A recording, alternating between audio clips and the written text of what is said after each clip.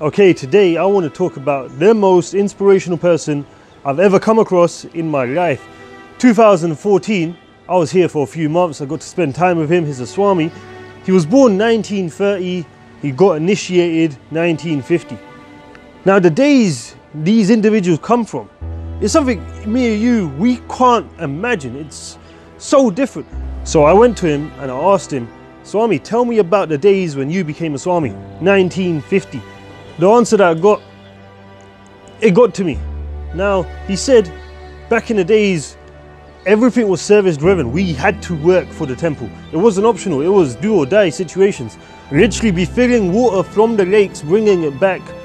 When it comes to food, there wasn't that much. His seniors, they used to live off taking turns to eat. Taking turns as in one person would eat today. Because they've eaten today, they won't eat tomorrow. They'll let the person that didn't eat yesterday eat tomorrow, and they would take it in turns every 48 hours to have one meal of watered down flour. This Swami was one of the last generations who had to go out begging for food amongst this temple.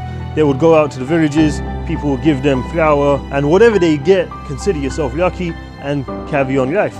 If he mentions any names of the seniors, they get so emotional. It's like what they done, they put the next generation first. Everyone used to matter. It's different in that sense. Whatever the seniors said, everyone was so faith-based on them. Whatever they say goes. So Swami went on to say how they will go out to villages, build temples, and that's a whole different reality now. They will go out for 6 months, take 6 months food supply with them. That's rotro, basically. They would eat one a day. That's dry as anything. They're cutting stone from the mountain, bringing it back to the temple, building the temple. And there wasn't electric machines and grinders and this and that. The amount of strength they held, they're naturally that much stronger in the head and body-wise. This service-driven attitude, that's their life. They were massively service-driven. He was also naturally intellectual. So when he reads something, he will be able to memorize it. He used to memorize the Mahabharata, the Ramayana. These are the big stories. Now, stories were really valuable back in the days. Now, there wasn't TV, there wasn't communication channels.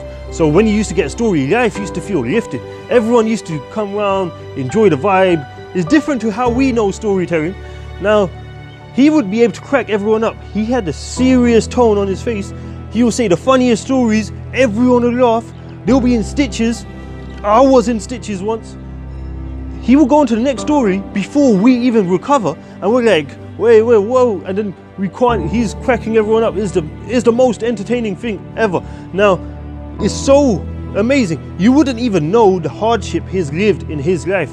It's like you're looking at an individual, you can't figure out the depth in him, but you could just tell there's something amazing. He was known for having a unique way of controlling the mind. So amazing. It's kind of entertaining as well. So he would put a potato in his mouth, a raw potato, tell his mind, you just had a sweet, enjoy. The mind, all it is, make sure it's in control. Don't let it slip up. Literally, we would be cooking. After we finish cooking, he would scrape the flour off the side, and that would be his meal. He would just tell his mind, oh, okay, you just had a fresh meal. Look, it hasn't even touched fire. That's how fresh it was. Whatever happens up there, everything was in control. Now, he was so happy. He was the happiest individual ever. Nothing puts him down. No matter, nothing affects him, just nothing. Now, personality-wise, I remember him daily. What I saw, I can't just expect to get introductions to people like that in my life. The more I value it, powers you up. What he has seen in his life, what does that do to you? He's seen this place go from being small, hard lifestyle, to go to the kingdom that it is now. What does that do to you? It makes you value everything a lot more. He used to wake up at 11. Every day, he'll be up at 11 o'clock. He will never sleep on a bed. He will never sleep lying down either. There's no time to waste in this life. You get going, you carry on. Everything's about keep moving forward, keep moving forward. I don't think I'm ever gonna value everything in life as much as he done.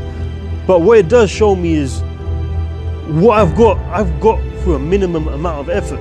And look how lucky I am. Now, they've made their life in such a way that excuses don't exist. For me to do that in my life, it's really about knowing who's been there for me in my life.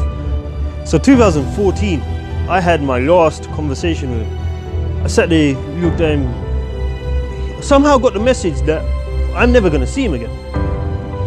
Whatever happened that day, he sent me back to the UK, said, you're going back, you're not going to become a Swami. He was 86 years old. He left his body 2015, February 19th. He woke up, went to Mangala Arati. He was requested to have a bit of food. He had one bite of food, moved the table away and left. Literally just left his body. His brother in ashram right now, he told me how he watched him and Swami just left. And that was Uttam Priya Swami, not one of the most famous names out there, but all them Swamis in that generation, the senior generation, the way they lived, they impacted the people they impacted, then they left. Now the people left with the inspiration, just knowing the individuals that they got to know. I think that's what really powers this place.